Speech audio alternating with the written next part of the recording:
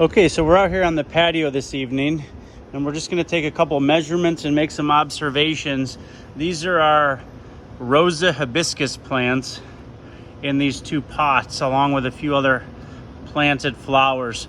But there are two hibiscus plants in each pot. Each pot was potted with the same composite of soil and then has the same flowers in the pot besides the two hibiscus ones. And we're going to take some measurements, look at the plant height. We'll kind of look at the thickness of the stem and then also the leaves and the color a little bit. So this pot right here is the one that has the high-powered magnet down on the surface of the soil. The northern pole of the magnet is facing upward. And we're just going to take a couple quick measurements here. So I have a tape measure. We're going to take a basic height measurement on this plant. It comes to about 18 inches tall. And our second plant is a little bit smaller. Comes to about 14 inches tall. So 18 inches and 14 inches. So if we were to average those together, it'd be 16 inches on average is the height of our hibiscus plants that have a high-powered magnet with the northern field faced upward.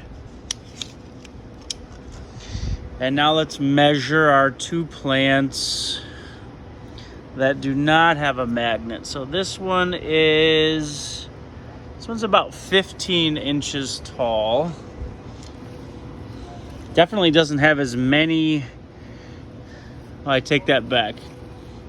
Yep, so that one was 15 inches tall, and then so that is definitely the bigger one of the two. And then our second one, which is kind of tilted a little sideways here, is closer to 13. So that would be an average of 14 inches tall. So a couple inches taller, but definitely the taller of the two. And that might have something to do with the exact placement of the magnet. You know, this one at its height is about, it's 19. So it's a lot taller than the highest one over here, which is closer to 15. If we look at the overall color of the leaves, I think this is kind of interesting. So the leaves are a little bit greener with our magnet plants. And then the leaves are a little bit darker with our non-magnet plant. That one's a little greener, but in general, I'd say most of them are a little bit more darker, a little bit more purple shade. And then when it comes to the overall size of the leaves, what we'll do is we will measure the biggest leaf, which probably looks like this one. Let's just see here. So this leaf is about 6.5 inches. Let's see what this one is. This one might be closer to 7. Yeah, that one's closer to 7. So a 6.5 inch leaf, a 7-inch leaf. And if we come over here and we measure the tallest leaf or the biggest leaf on our bigger plant, just eyeballing this one is the biggest. It comes in at about 5.5, 6. And if we go by from end to end here, it's about 4.5. And this one is about 4. So the leaves are definitely a little bit bigger on the magnetized pot. They're a little bit greener. The plants are a little bit taller. The stems, I don't know if you can see the size of this stem or this branch. But when you really compare it to this one, It's a lot thicker on the magnetized pot.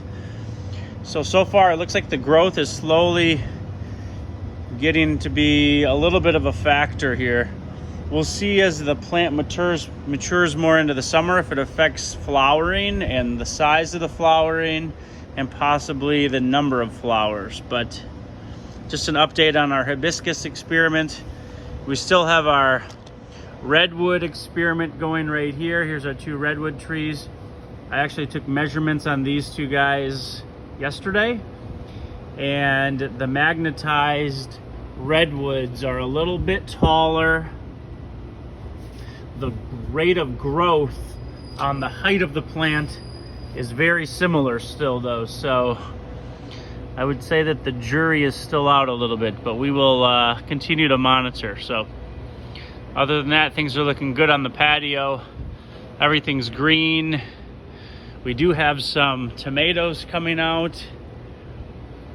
We do have some raspberries thanks to the Galati's. Our strawberry is putting out strawberries. We actually had one last week. There's a bunch of green ones. Rhubarb looks great.